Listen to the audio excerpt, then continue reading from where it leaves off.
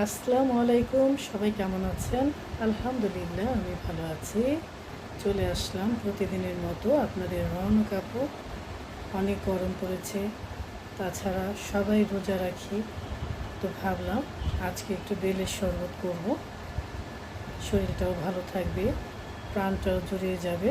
সারাদিন রোজা রাখার পর বেলের শরবত খেলে শরীরটাও ভালো থাকবে। তাহলে চলেন দেখি আর কি করব। আজকে ইফতারিতে বেলের শরবত বানাবো। আমি একটা বেল নিয়ে নিয়েছি, বেলটা আমি ভেঙে নিচ্ছি। বেলটা খারাপ না, ভালোই। দুইটা বাড়ি দেওয়ার সাথে সাথেই বেলটা ভেঙে গেল। এখন আমি বেলটা সব কুড়িয়ে নিচ্ছি একটা বাটির মধ্যে। বেলটা একদমই পাকা। এখন পিউরিটির পানি দিয়ে আমি বেলটা গুলিয়ে নিব। সারাদিন রোজা রাখার পর বেলের শরবত খেলে শরীরে একটা এনার্জি পাওয়া যায়, শরীরটাও ভালো থাকে, শরীরের কোষ্ঠকাঠিন্যতাও দূর হয়। তাই বেলের শরবত খাওয়া ভালো। বেলটা আজকে খুবই ভালো, একদমই গাছ পাকা। বেলের সাবাগুলো এখন আমি ফেলে দিচ্ছি। আমাদের ঘরের সবাই বেলের শরবত খেতে খুবই পছন্দ করে। আমার ছেলে, হাজব্যান্ড, আমরা তিনজনই। এখন বেলের শরবতের মধ্যে চিনি দিয়ে দিচ্ছি, বেশি দিব না, অল্প করেই দিলাম।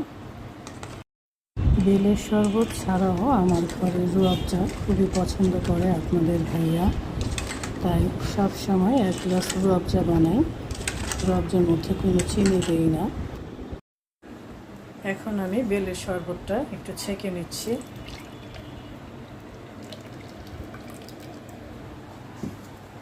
ছেঁকে নিলে এই সাবাগুলো যে থাকে এগুলো সব চলে যাবে।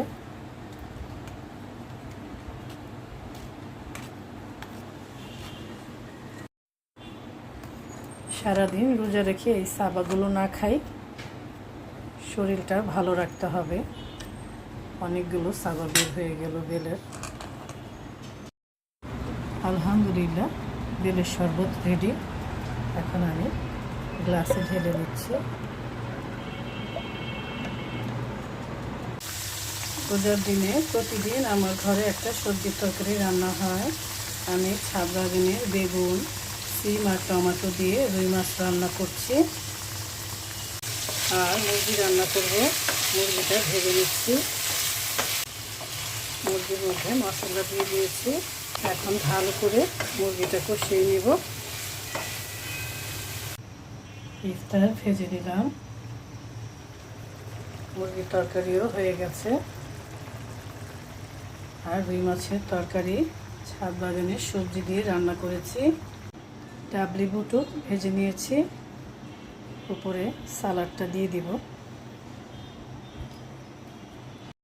রান্নার পাশাপাশি ইফতারের জন্য পেয়ারা আর আপেল কেটে নিয়েছি। এক এক করে 3টা গ্লাসে ঢেলে নেব আমাদের 3 জনের জন্য।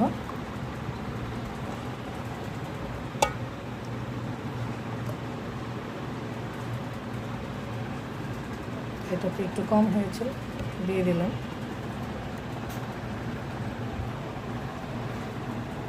এই তো হয়ে গেল একটা বেল দিয়ে 3 গ্লাস শরবত। রোজা রেখে সারাদিন বেলের শরবত খেতে কিন্তু দারুণ লাগবে আর স্বাস্থ্যসম্মত। সবাই ভালো থাকবেন, সুস্থ থাকবেন। শরীর ভালো রাখতে হলে বেলের শরবত বানিয়ে খাবেন এই রোজার মধ্যে। আল্লাহ হাফেজ।